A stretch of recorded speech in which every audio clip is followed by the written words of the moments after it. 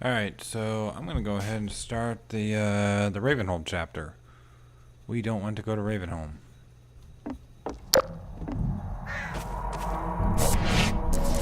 Carry this guy all the way through the entire game. As we finished up our work on Ravenholm, we couldn't shake the feeling that the transition from Eli's lab just wasn't working. It was far too abrupt. Eli's lab connected directly to the streets of the town where you'll be shortly, and the section you're standing in didn't exist. We had just made this promise at the end of Eli's lab: we don't go there anymore. And we liked the overall build-up we'd created. But when the player got to Ravenholm, they were immediately dropped into combat with zombies without any room for tension building. So we built this section and the subsequent tight corridors to address that in a way we were happy with. We slowed the pacing, focused on art and lighting, and got you ready to experience why we don't go to Ravenholm anymore.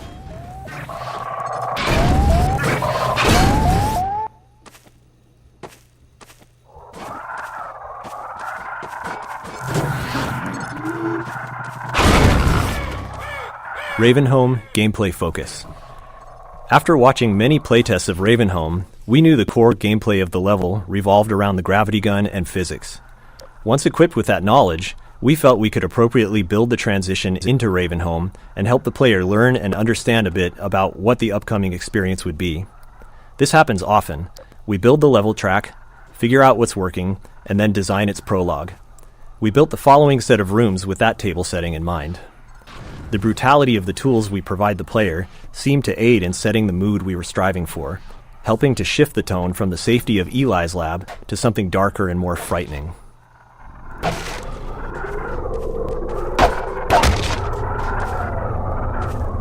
Bringing physics to the enemies.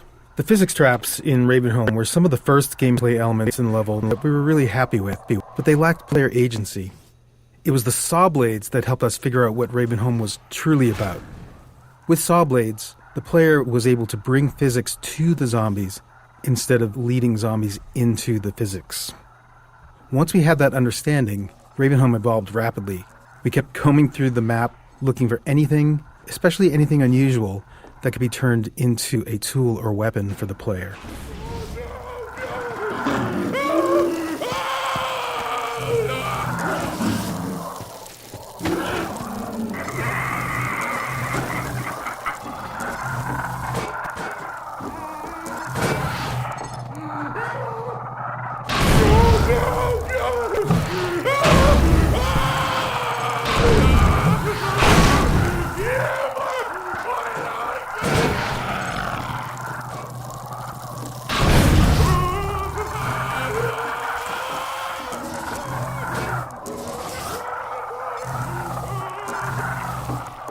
Player tools.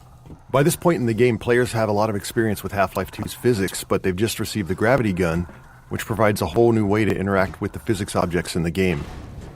We iterated on a variety of the physics objects that the player could play with, things like saw blades, the catapults, explosive canisters, traps, spears, and so on, and honed in on the ones that worked well with the physics gun and cut the ones that didn't. Then we went about stripping the levels of ammunition items so that the player had to rely on these objects to survive.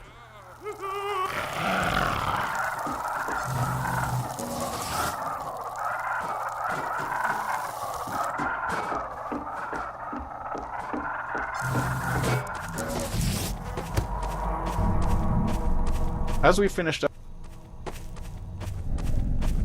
Ravenholm Gameplay Focus.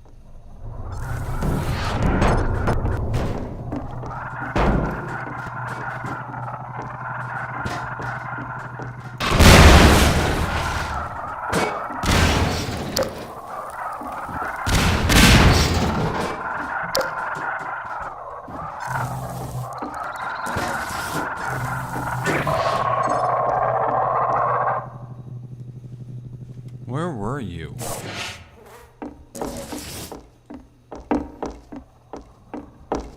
Okay, we blew up these guys.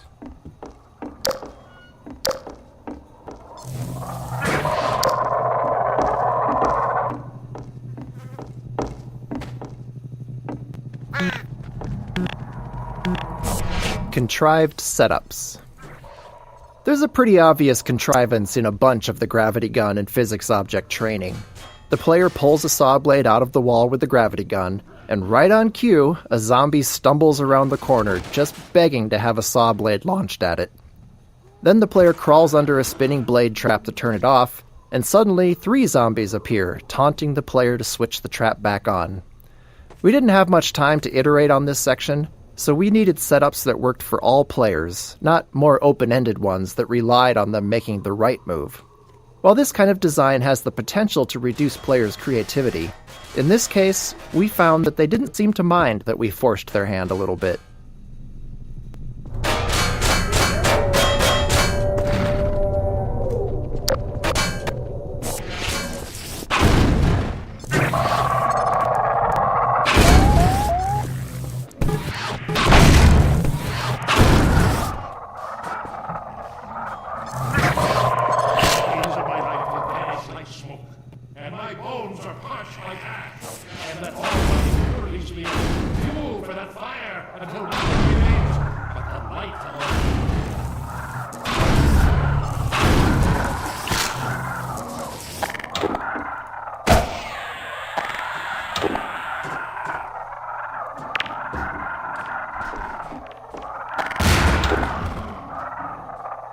Paint cans.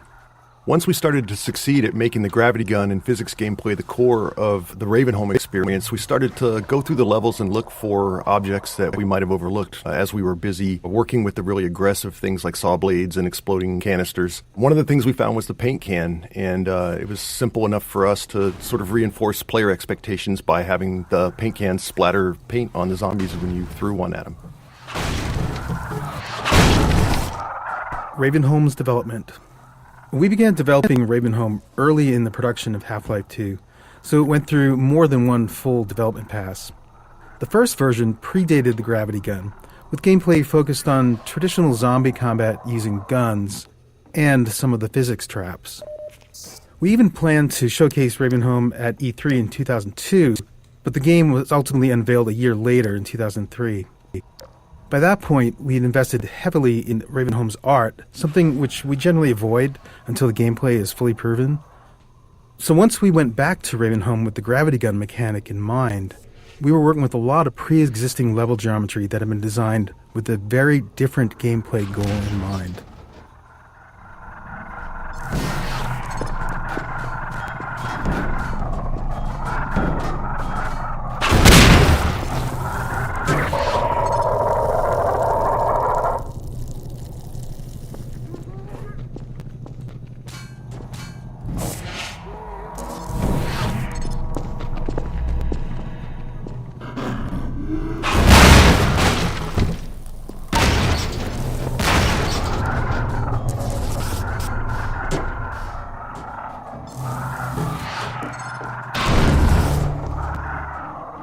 Misteaching flinches.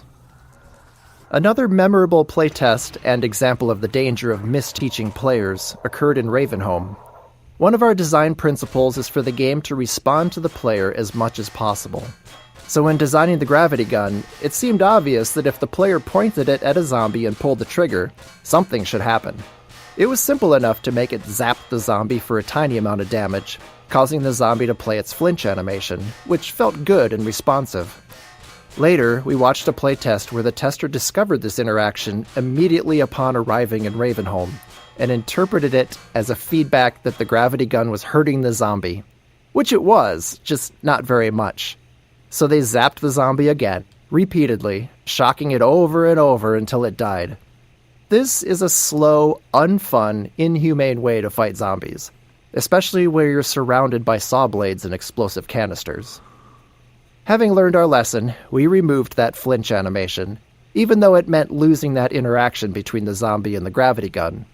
In this case, it was better to not have the simple interaction, rather than give the false impression that the gravity gun was an effective way to fight zombies. Even simple principles can require trade-offs when you get into the details.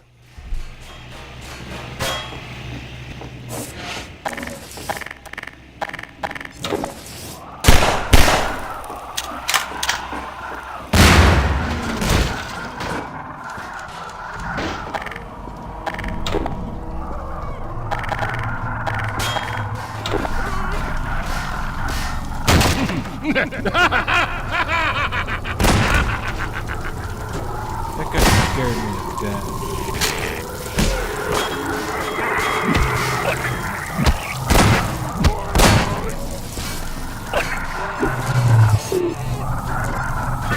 Who is this? Another life to save? I'll keep my eye on you. More than that, I cannot promise.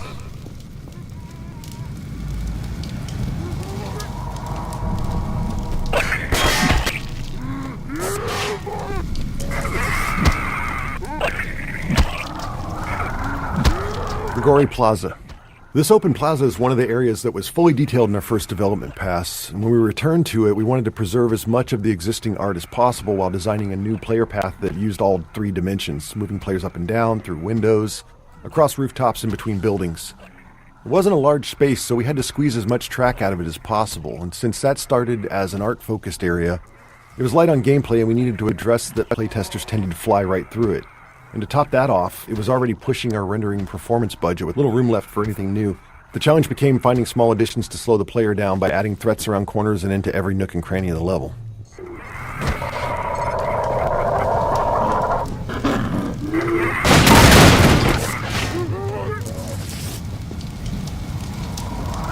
That's interesting. We'll go after the thing instead of rollerballs. What do you mean?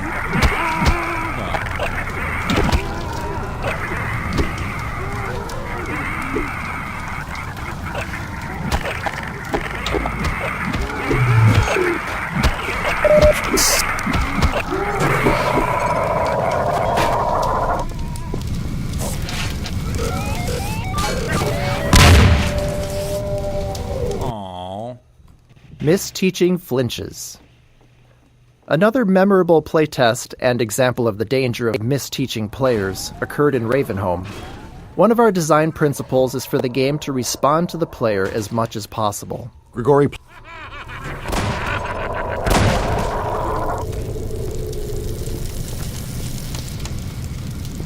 But who is this? Another life to save? I'll keep my eye on you. More than that, I cannot promise.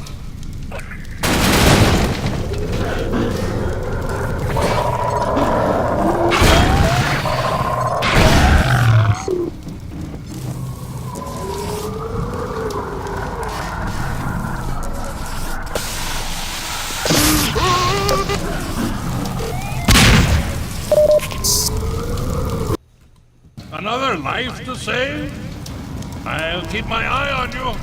More than that, I cannot promise. Whoa.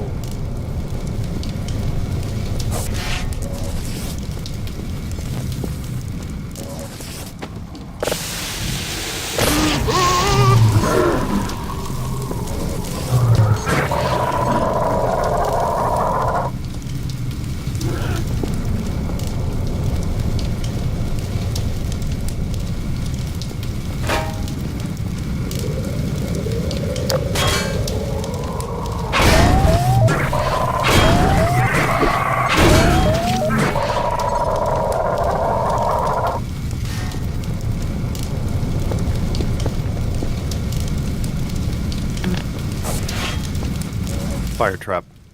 This fire trap was originally intended as a visual showpiece for the fire system before a level designer repurposed it as a gameplay element for Ravenholm.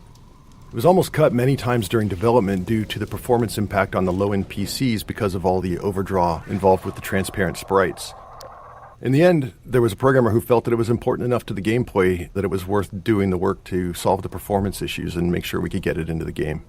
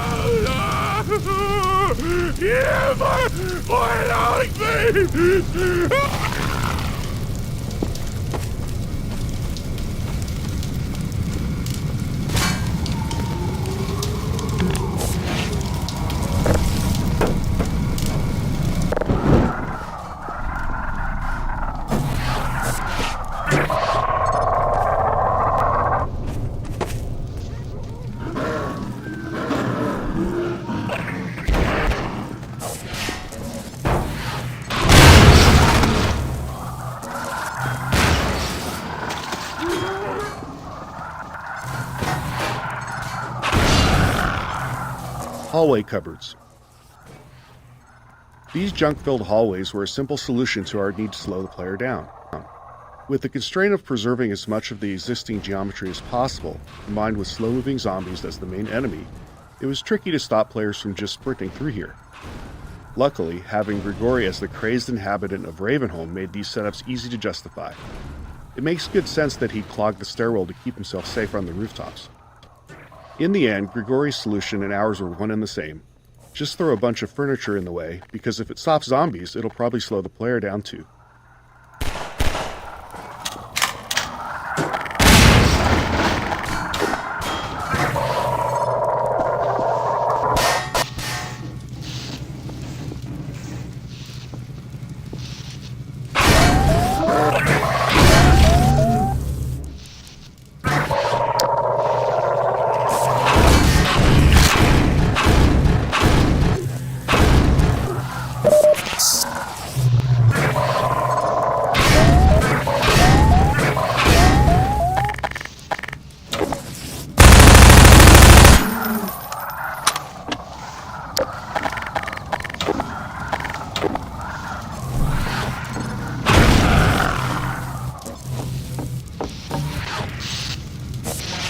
Poisoned head crabs. This room unintentionally introduces poisoned head crabs. We'd spent a lot of time crafting their proper introduction later in the level, but once we saw how well they were playtesting, our excitement got the better of us, and before too long we'd scattered them throughout the level. By the time we realized they'd appeared before their intro, it was really too late to rework it. Fortunately, a tight room of poisoned head crabs works as decent training, because their design avoids a common issue with combat training. Typically, players are stressed, and they can get frustrated if they die repeatedly without understanding why. And sure enough, we encountered that problem when trying to train the player with both poisoned head crabs and their source, the poison zombie. However, poisoned head crabs can't kill the player by themselves, so while stressful, a room full of them at least avoids that frustration.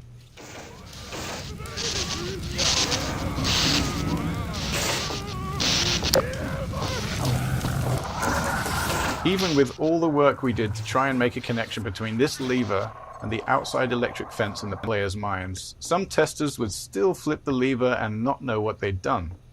They'd even wander around, flip the lever back on, and wander around some more. With not much time to spend on making the connection clearer, we elected to just have the lever break off.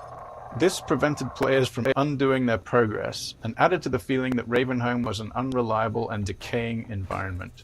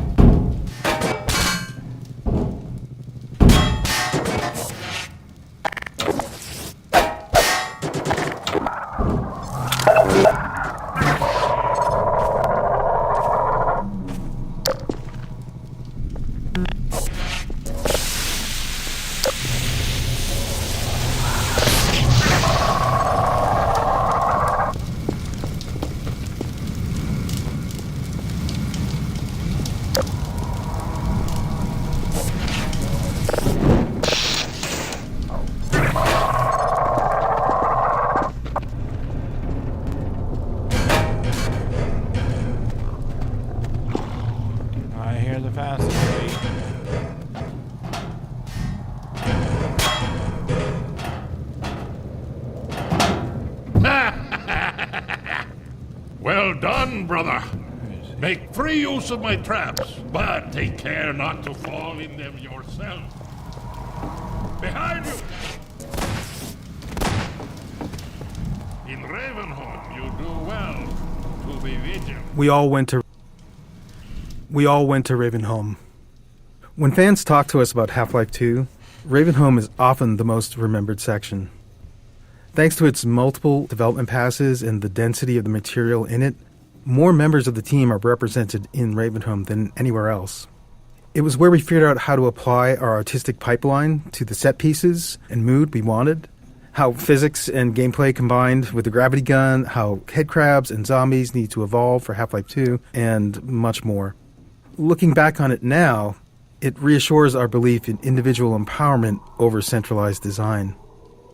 Ravenholm is dense, highly efficient in its gameplay and artistic execution, and the sum of many small contributions by individuals who understood how they could push it just a little further with their own unique capabilities.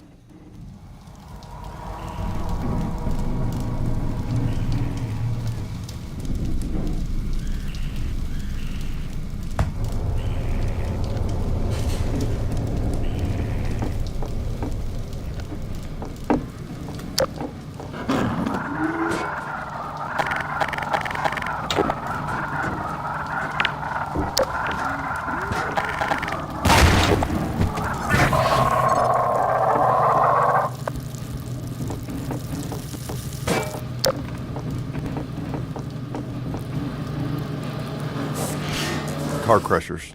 These car crushers required some adjustments and quite a bit of work to our physics damage system. There's always a challenge when big physics objects interact with non-player characters. For instance, car crushers. These car crushers required some adjustments and quite a bit of work to our physics damage system. There's always a challenge when big physics objects interact with non-player characters. For instance, if the physics can push the NPC, it might shove them somewhere they're not supposed to go, leaving them unable to recover. This isn't a big issue for something like a headcrab, which can just hop out of a tricky situation, but for something like a zombie, it could mean they get stuck and end up helpless, flailing away in whatever gap they manage to wedge themselves into, which kind of kills the survival horror mood we're going for here. Car crusher lifts. Getting the car crushers to lift the player was also tricky. See, the player is always being simulated by both the physics system and the game's movement system. Each time we update the player's state, we compare the results from both systems and decide which one is right, then sync them up and repeat. This allows the two systems to influence each other. Like when the player stands on a seesaw, the physics lets the board give way, or when they stand on the car crusher, it lifts them up. While more complex, this dual system approach was easier to tune than trying to handle both physics and player movement in a single system. By keeping them separate, we could fine-tune the player movement system to feel good on its own, only reconciling the two when physics was affecting the player.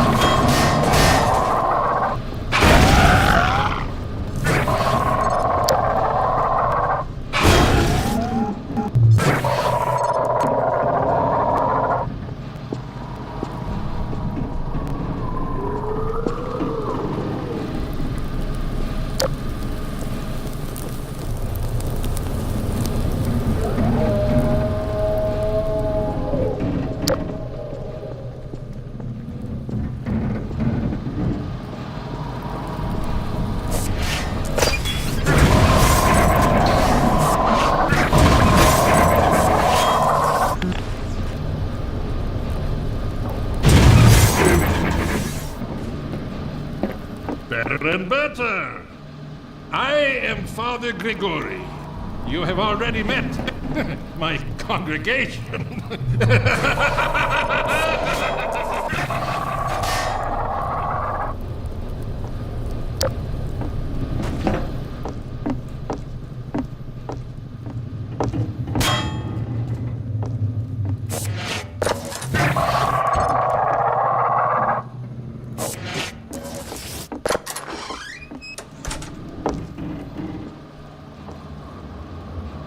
Car crusher lifts.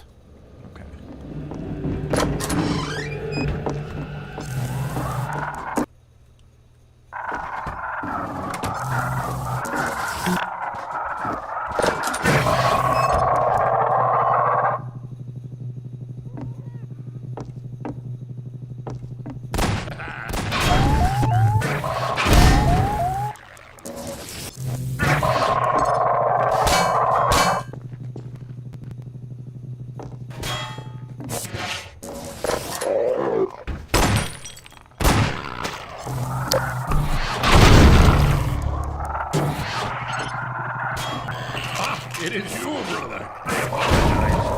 But no harm done. My bullet is the least of your concerns.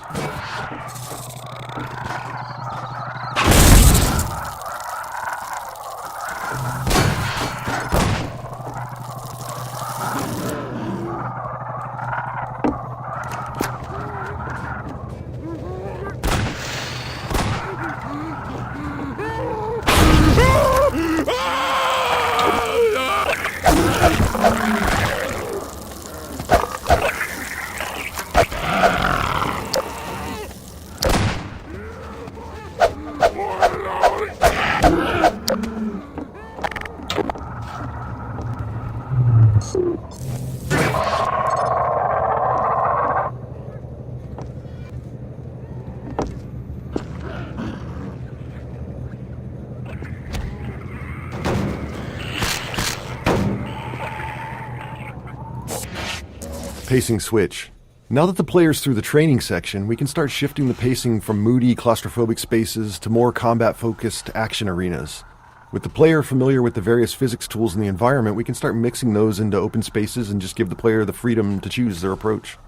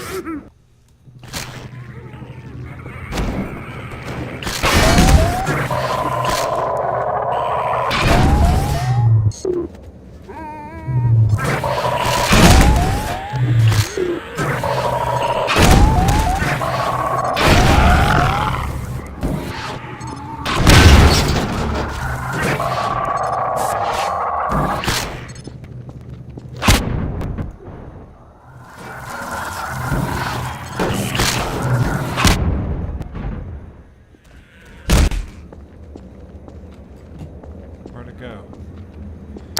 You know what? No, no.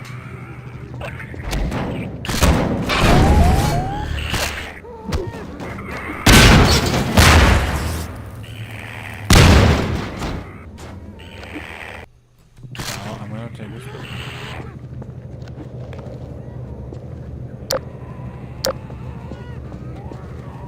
Screw it.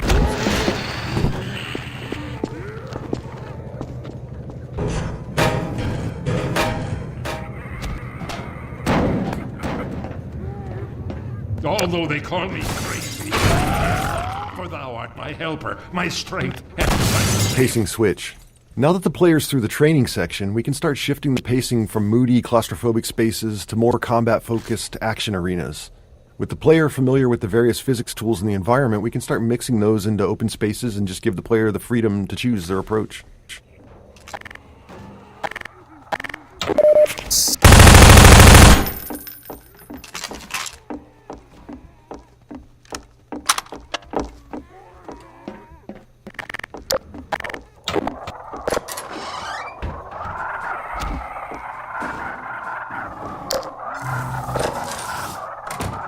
Tables and bodies. Towards the end of Ravenholm's production, with all the major pieces in place, we went through and tried to fill out every bit of empty space with something interesting. In doing so, we had to be careful to use what we already had and not create anything new, as we couldn't risk introducing more bugs. Often, as in this room, we were trying to add new moments of gameplay, while also adding more detail and storytelling to the area. Small scenes like this allow an attentive player to think about what they're seeing and what it might mean for what they'll encounter next.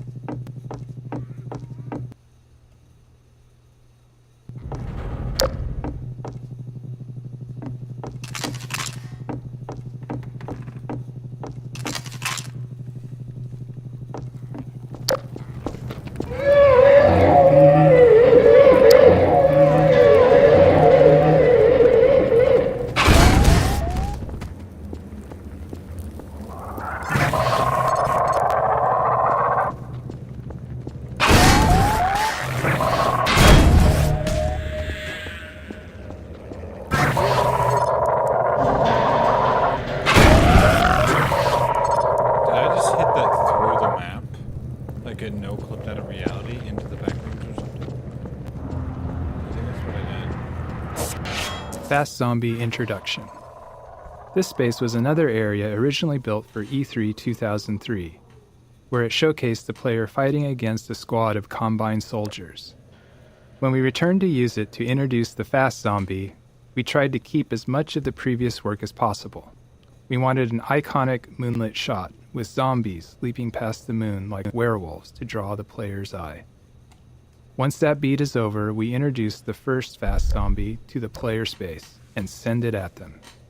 It took a lot of iteration to find the right balance of lighting for the scene to look good, while ensuring it also worked for the gameplay goals. I never actually really paid attention to the moonlight.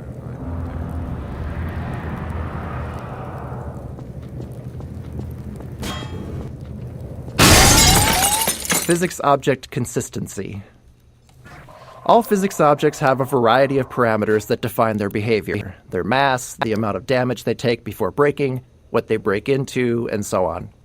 During development, these parameters were specified by level designers for each item, which is how most things in the game worked. But later in development, we realized we'd created a problem for ourselves. There were thousands of physics objects in the game, and no method to ensure consistency across them.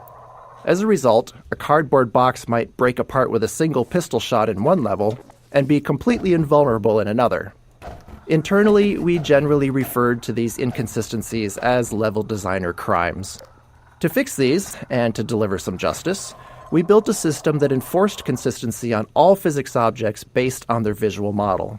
Since most of the game had already been built, we were forced to allow level designers to explicitly opt out of this system for rare edge cases where they needed to do something criminal to preserve what they'd designed.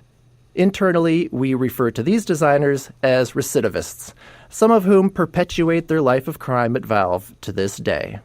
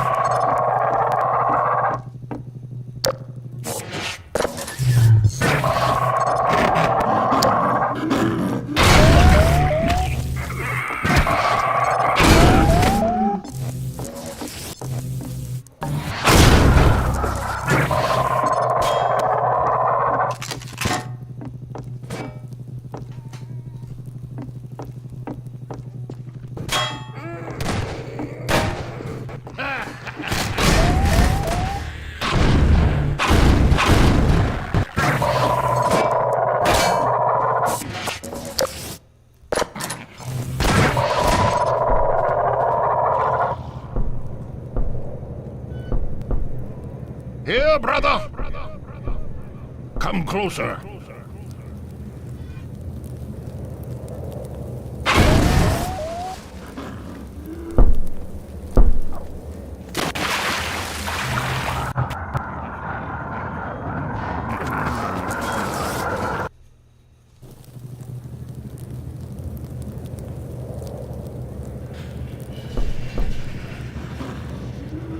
You've stirred up hell. A man after my own heart. Here, I have a more suitable gun for you. You'll need it. Catch!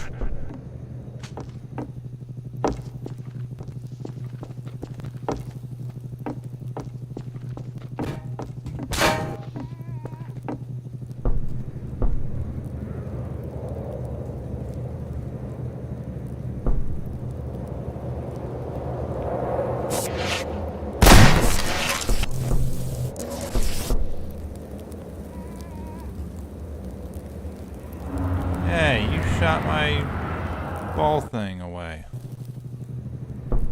Good. Now, keep it close. My advice to you is, aim for the head. Hush. They come. There is no rest in Ravenholm. Move on and I will meet you at the church.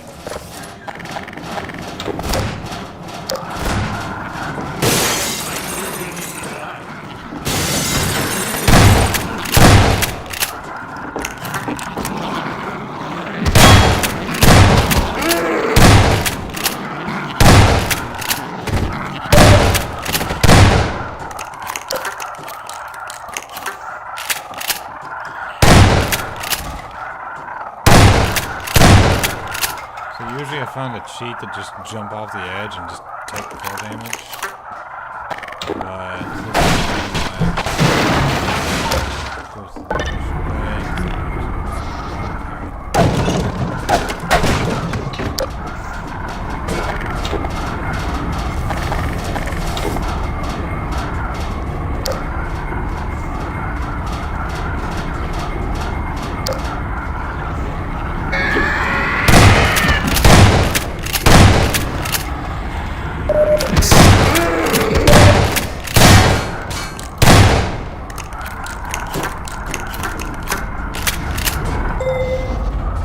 Poison Zombie Introduction.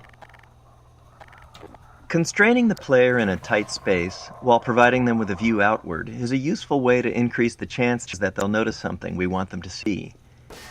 Here, we draw the player's attention with the sound of a wail before the poison zombie itself becomes visible. Originally, this encounter was also the first time players faced poison headcrabs, but as mentioned in an earlier node, we got far too enthusiastic in proliferating poison headcrabs around the level and ended up spoiling their joint introduction here. In the end, however, these first encounters worked better as separate instances anyway.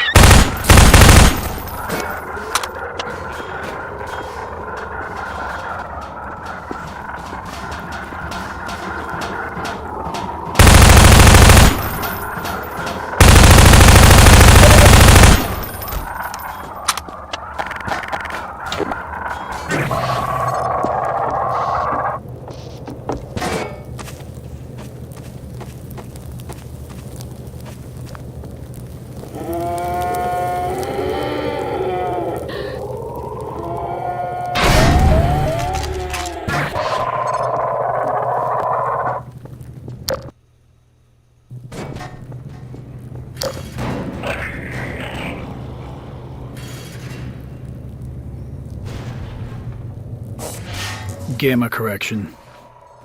Our game engine has a rendering system that's responsible for taking the entire state of the game and calculating a color value for every pixel on your screen to represent that state. But code and software from other people are involved in the process of calculating those pixels as well. As an example, the software and hardware in your GPU and monitor. At one point during development, we were unhappy with how our characters looked.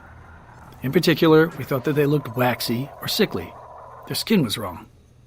We spent some time tuning our lighting, but we just couldn't get both our characters and our world to look right. Luckily, we still had a fully featured software renderer, which allowed us to run the game without a GPU, because this was an era where many players still didn't have one. And looking at the game on that renderer, we noticed that our lighting didn't have the same problem. So we went through our code with a fine-tooth comb, trying to figure out where our rendering code was doing something wrong when it was working with a GPU. After failing to do so, we tried talking to the GPU manufacturers, asking them to double-check they weren't doing anything wrong with the pixel values we were passing them. That was the start of a long journey, and long story short, it was a journey of almost 2 years of back-and-forth communication with GPU manufacturers before we were able to convince them that they were doing gamma correction incorrectly in the low-level math on their cards. During this, we'd even had to build a system that validated the color values of an individual pixel throughout the entirety of our rendering pipeline. But eventually, at the end, we finally got new drivers back from them, and our characters immediately looked like they should, matching the software render. Huh, so it was a software issue. At this point in Ravenholm, the player has learned all the gameplay elements available to them and can predict their interactions. This allows us to build more complex setups, providing a greater level of threat and more freedom in how the player can approach each scenario. This arena is a deliberately entwined space that the player will need to explore, and we use that exploration time to slowly ramp up combat intensity. The faster the player explores, the faster we ramp it up. The freeform nature of this design made it challenging to tune given the large dynamic range in how players played through it.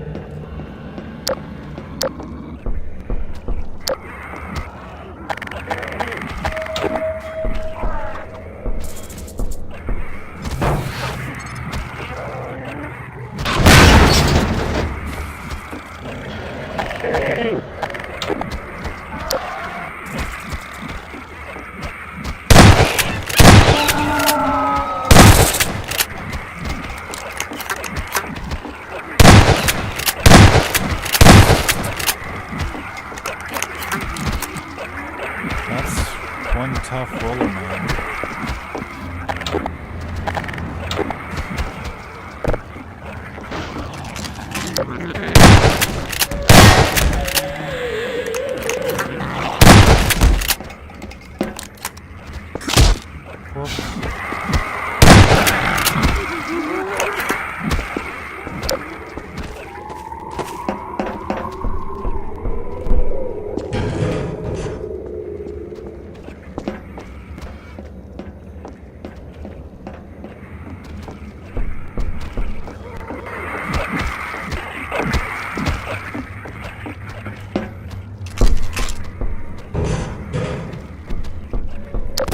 Woe to thee!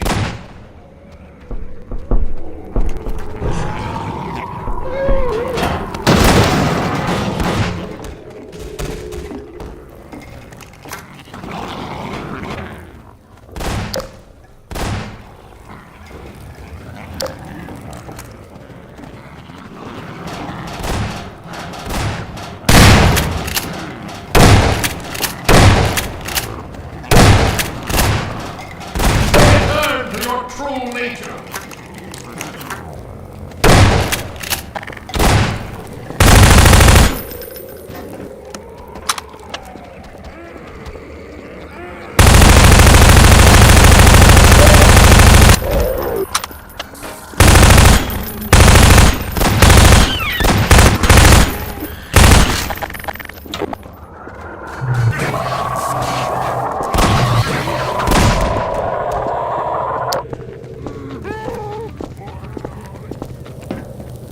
May the light of lights be with you!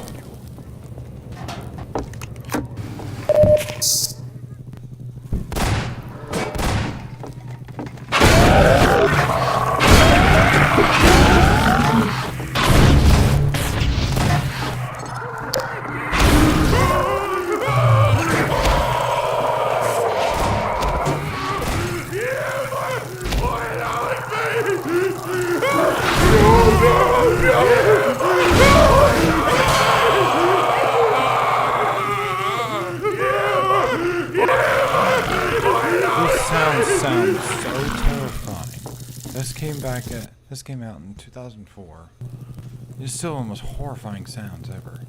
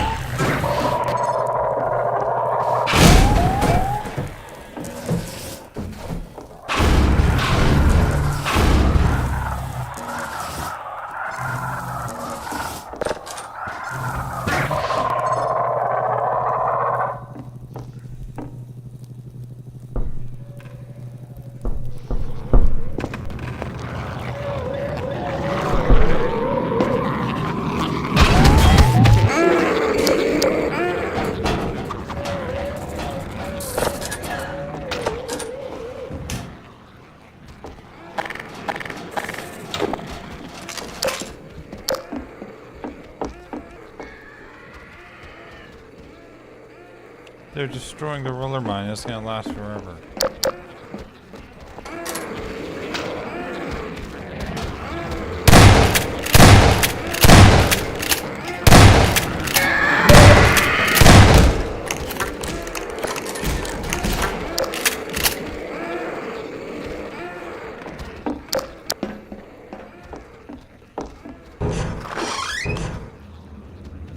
Final Arena. When we finished the first pass over Ravenholm, this rooftop was intended to be the culminating fight. Like other spaces in Ravenholm, it had begun life as a space purely focused on being an interesting visual location. We felt it was important that, as the player left Ravenholm, they had a moment to look back over the town they had just survived and get a glimpse of where they were headed next. Multiple gameplay groups took a shot at building a fight here, but the tight geometry and performance constraints meant we never really created a finale we were happy with. Not unlike the Half-Life saga itself, it seemed as if Ravenholm was destined to not have a real ending.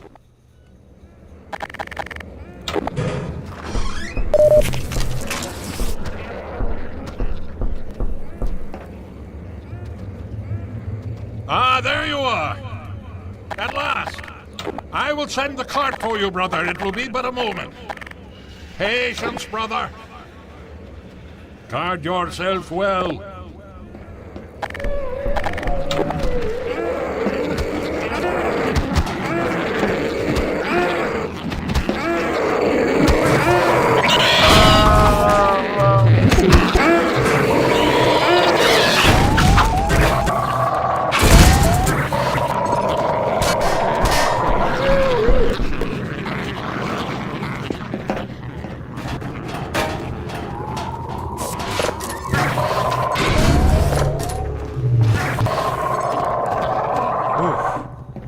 That was close. You just sit there and hang out.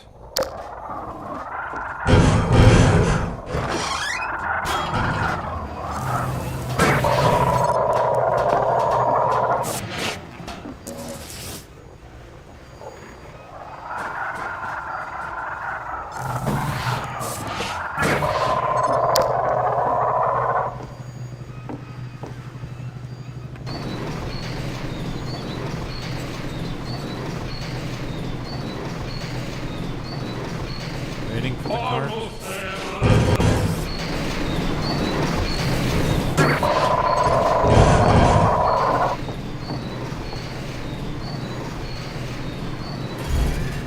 No, brother, step in the cart!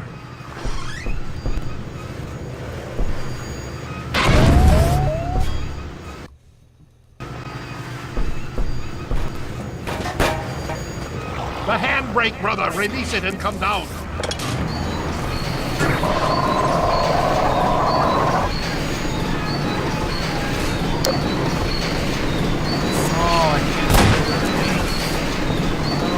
Greetings, brother.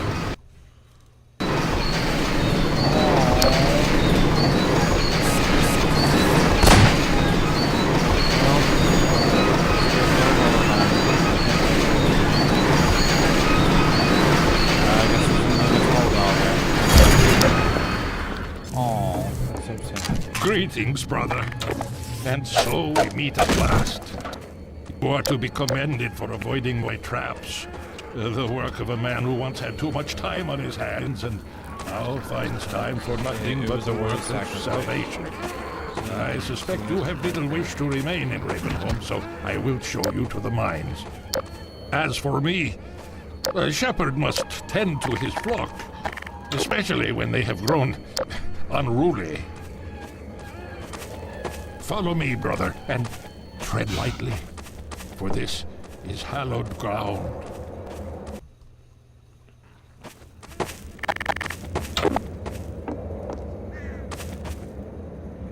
Response rules.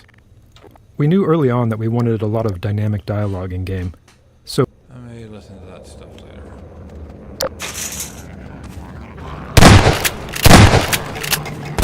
The grave holds nothing worse for you. Response rules. We knew early on that we wanted a lot of dynamic dialogue in-game, so we needed a system to handle it effectively. We aimed for a system that allowed sound designers to add and tweak lines without involving programmers, made the dialogue tightly responsive to the game's state, and minimized repetition. With these requirements, we created the response rules system. Whenever a character speaks outside of a choreographed scene, this system determines which line to deliver. Rather than picking up lines directly, character AI is constantly flagging opportunities for speech whenever a relevant event happens. Spotting the player, getting hurt, firing a last round in a gun, encountering overwhelming enemies, and so on. With each opportunity, it sends the response rules system a packet of data about the game's current state, and the system returns the most fitting dialogue line, if there is any. This setup allowed our sound designers to create a detailed decision matrix for dialogue. For example, a character might have a different set of lines for announcing a reload while under fire versus after the end of a fight, or if only one ally is left standing, or if there's a strider in sight, etc. By the time we shipped Half-Life 2, we felt we'd only scratched the surface of this system's potential. It became a core feature of Episode 1's Alex, and went on to power the dynamic dialogue in our later games, including TF2's classes and the cast of Left 4 Dead.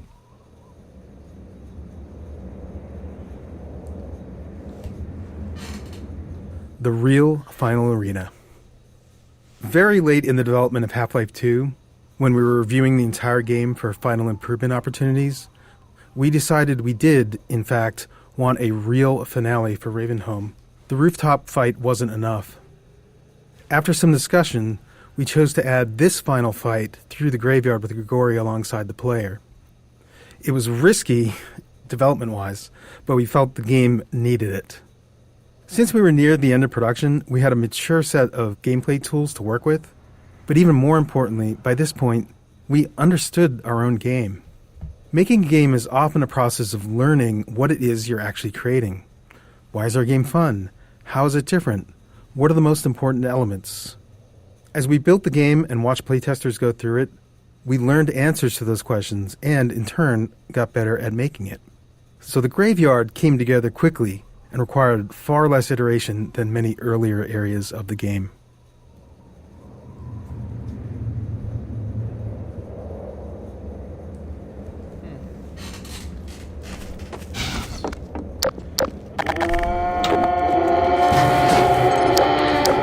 Aim for the head.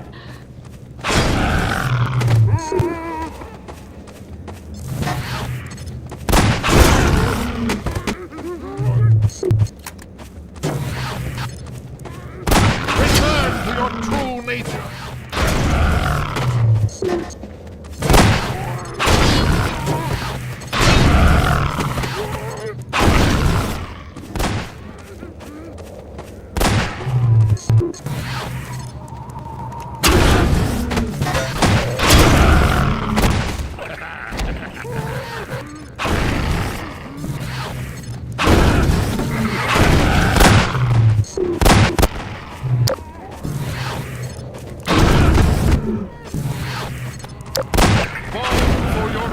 direction, child.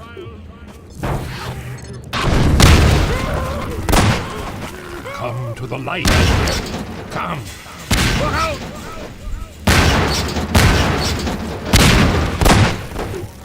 Careful, brother! There we go.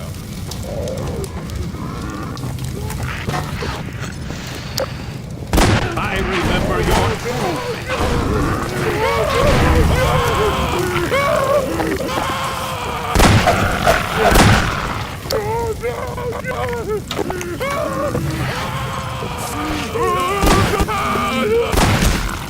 I will end your torment.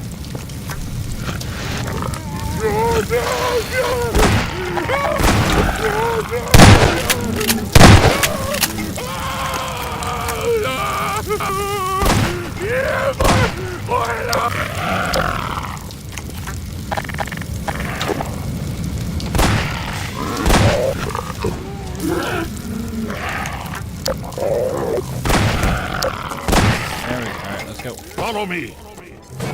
Quickly, brother.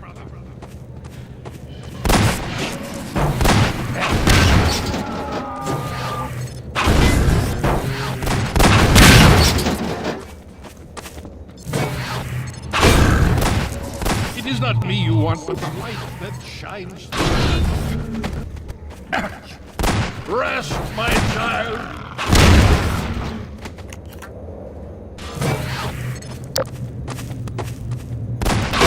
Yeah.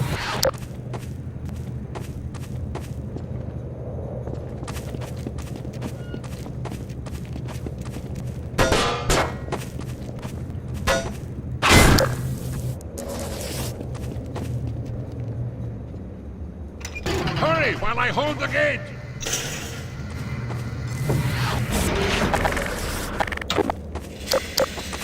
Farewell, brother. I fear I deliver you to a darker place. May the light of lights illuminate your path. Look to your own salvation.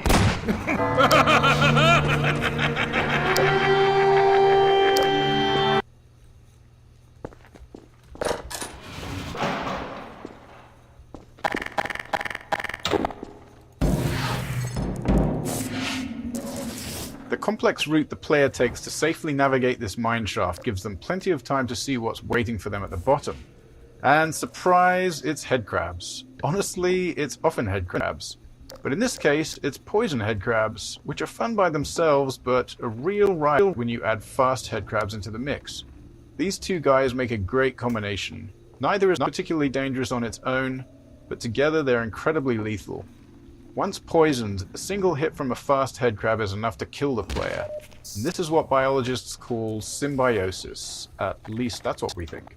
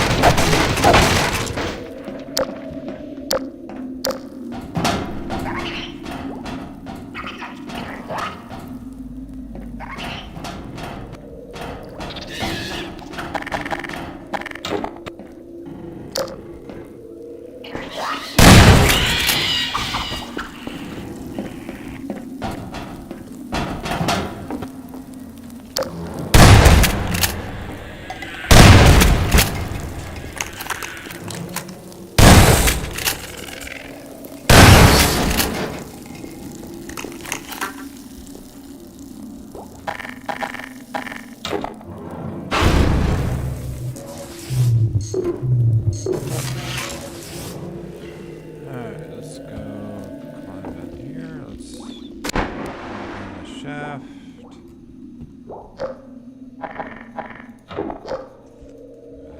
Conical stream. That's it right there. Okay.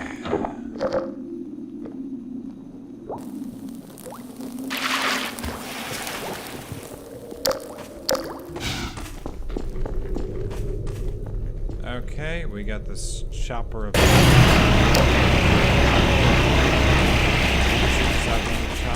but I mean, sorry, not outrun them.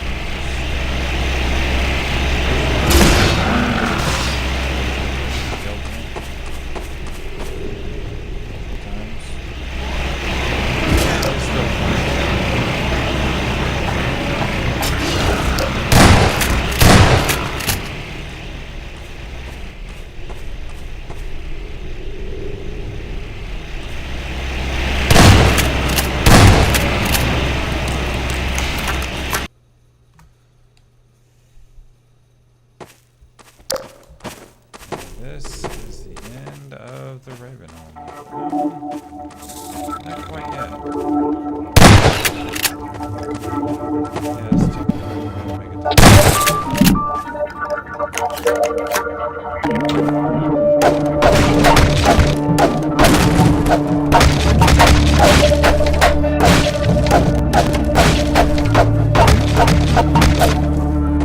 Okay, so this is not the end of the Ravenholm chapter. This is the end of the city of Ravenholm. Sniper Alley. This section of Game Track was added late in development, after we moved Eli's lab in Ravenholm to come before Coast. While you might think that we build the game linearly, we actually split up into 3 different groups and worked in parallel on different sections, starting mostly in the middle of the game. Each group's first pass focused on nailing down the core of their section before they moved on. And then once we had a rough version of the whole game laid out, we went back over each section to polish it, adding successful elements from other areas and removing what wasn't working. In some cases, such as in Ravenholm, entire sections were moved. And then, after Ravenholm was relocated, we needed a new piece to connect it to the coast, which is the area you're entering now. Given the time constraints, this short section was built using existing, proven gameplay elements, like snipers and combine soldiers.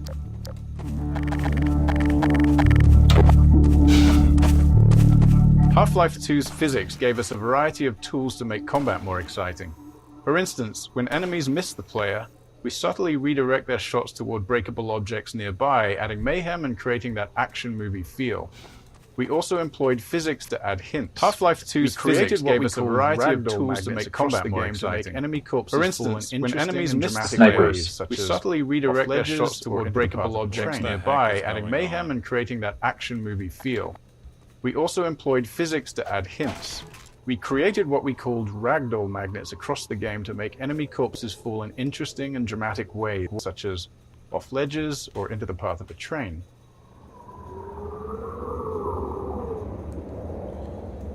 Okay, let's start. Half-Life 2's physics gave us a variety of tools to make combat more exciting.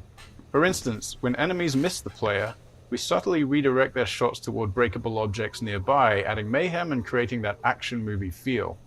We also employed physics to add hints. We created what we called ragdoll magnets across the game to make enemy corpses fall in interesting and dramatic ways, such as off ledges or into the path of a train.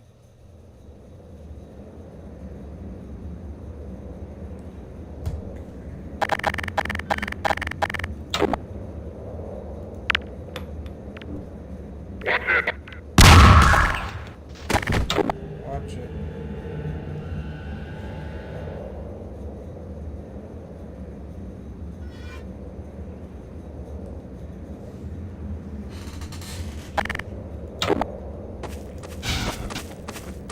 Snipers.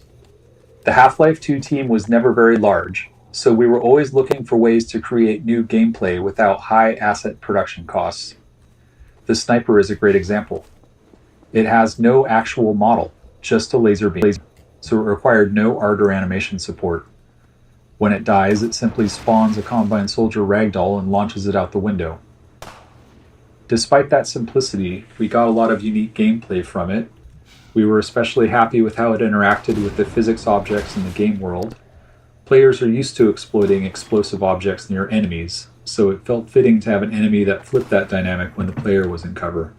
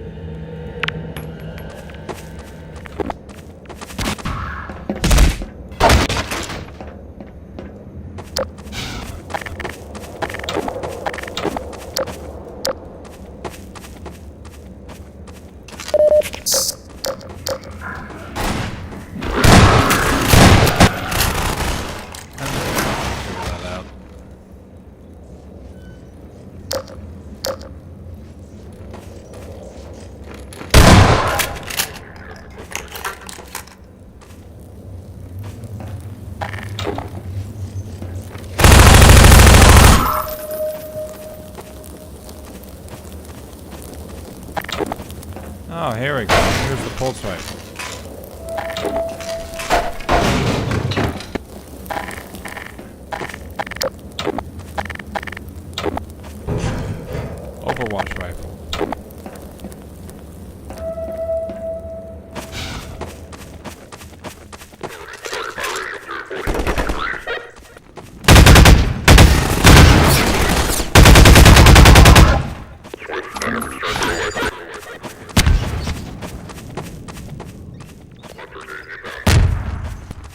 I love the sound effect with the explosions outside.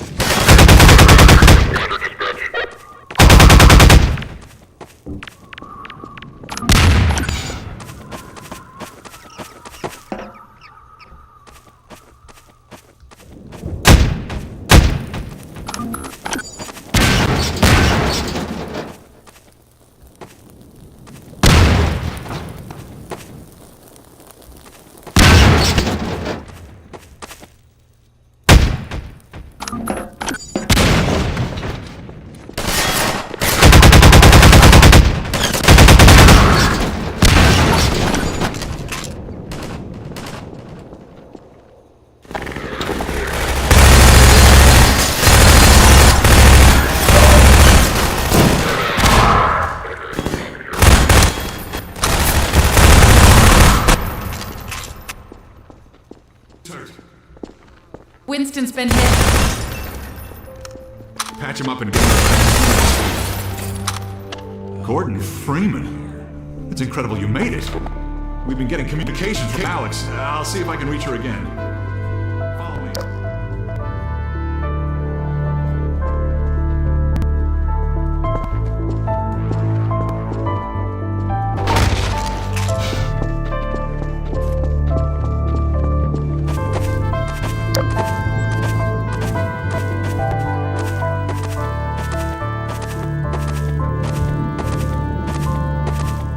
Was this the last of the dialogues?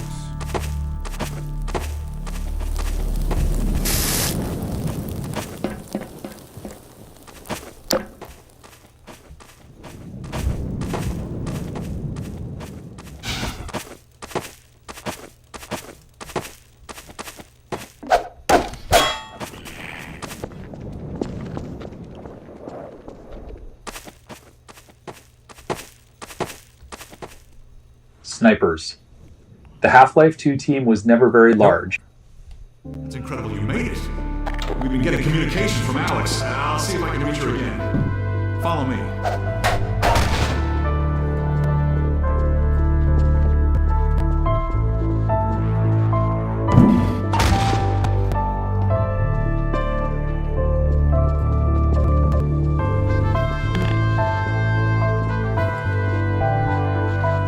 It's Leon. We're all clear. And I've got Gordon Freeman. Dr. Freeman, you're kidding. Look, I've been on the line with Alex. Her father's been captured. Over here, Dr. Freeman. The Eli Vance Where is that? indispensable to the liberation. Where is that?